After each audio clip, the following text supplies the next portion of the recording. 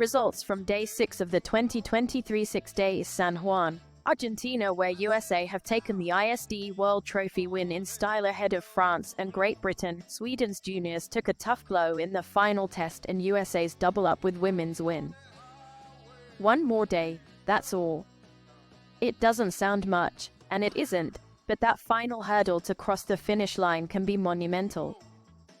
Way more often than not, everything goes according to the book, but not so at the 97th Six Days for the Swedish juniors, when Albin Norbin's Fantic decided to spoil the party. Frantic efforts to get the Fantic fired up were pointless, and a massive team effort to push, tow, and scrape over the line saw the runaway junior class leaders relegated. It was the stuff of legend, but a devastating blow for Team Sweden. The Day 6 motocross test sees the entry run in reverse order, with Club Trophy riders on track first ahead of the World Trophy.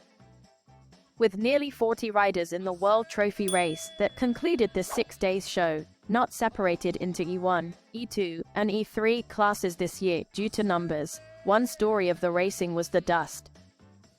Garcia took the lead from the start of the final test of this week in San Juan, but behind him some riders called the dust dangerous, and though we saw a cracker of a race out front, mid-pack it was sketchy.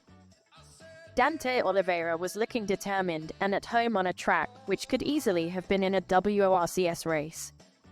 Garcia's 250 EXCF was left wanting, and Dante dared to rail around the Spaniard on his 450 for the win. Along with Taylor Robert, these guys claimed an easy win for Red Bull KTM in the Manufacturers Award. Oliveira's win by 3 seconds was all for bragging rights though, as Garcia got the overall scratch victory for the third time, over a minute ahead of Andrea Verona second, with Oliveira a full 6 minutes back in third after a week's racing.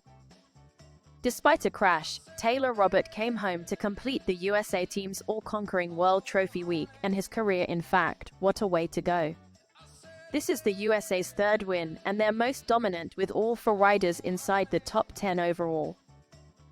France pipped Great Britain by just a minute and a half in the end, after a strong final test for the outgoing champions, who must look at the riders left out, Steve Holcomb and Brad Freeman, and think on a potential better team result.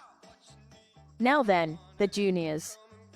The MX race began with Sweden's Axel Sem running miles clear out front, and everything looked in order for the copybook win before the massive drama for his teammate Albin Norbin, whose Fantic failed, maybe due to failed piston. Along with Max Verstappen, Sem gave up his race win to push Norbin around most of the long lap, which was not at all easy.